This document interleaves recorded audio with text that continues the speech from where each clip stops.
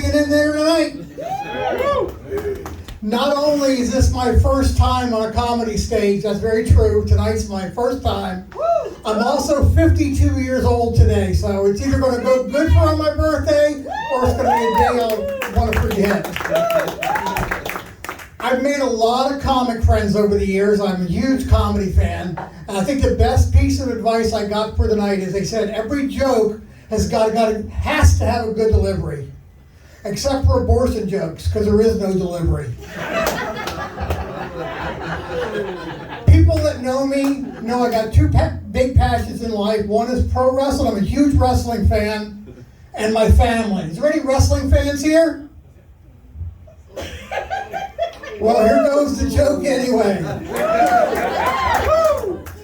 I was in the 90s. I was ring crew for World Championship Wrestling out of Atlanta for several years. Became hooked on it from there, did local independent wrestling shows. I wrestled, I managed, I played the role of general manager. Did it here locally at the Auburndale Flea Market for a number of years. They ran shows.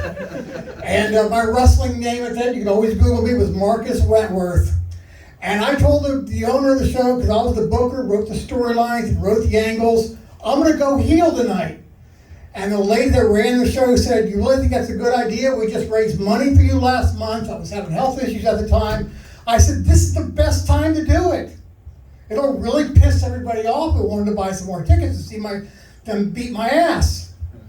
So I get up there, and I'm sure everybody's aware of who Chris Benoit is, at least. He was the wrestler back many years ago who murdered his wife and killed his 9-year-old son. Red Wolverine!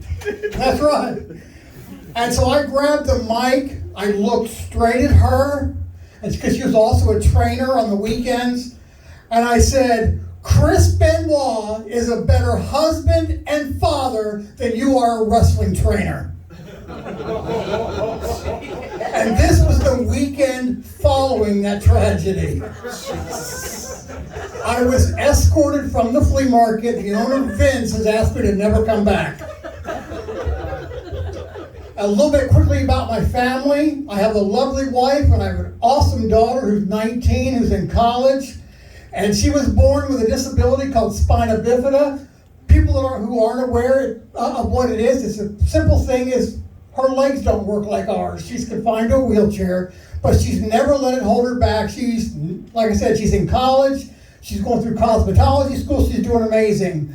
But the biggest thing I remember, she was about 14 years old. She's like, Dad, I really want to go to my friend Mary's house tonight. I said, I'll take you after work. I get home from work, I'm pooped. And I said, I'm sorry, Brittany, I really can't take you tonight. And she's like, she looks at me, she goes, seriously, Dad? And I go, seriously. She's like, great, I'm fucked.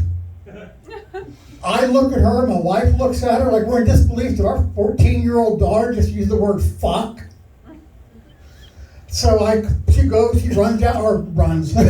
She rolls down to her bedroom, slams the door, I follow her in there, and I take her and I lean her against the wall of the chair. I take her left wheel off, true story. And I said, no, Brittany, now you're fucked. And I kept the chair for 2 hours. And finally, I'll leave you with this. This is a true story. Has anybody here ever dated a twin? Back when I was a teenager, I dated Lisa. We were about 16 or 17 years old. And people always ask me, said, Mark, how can you always tell the difference of a twin? And I said it was simple. Lisa wore the purple nails, and her brother Bob had a cock. Thanks, guys. I really appreciate it.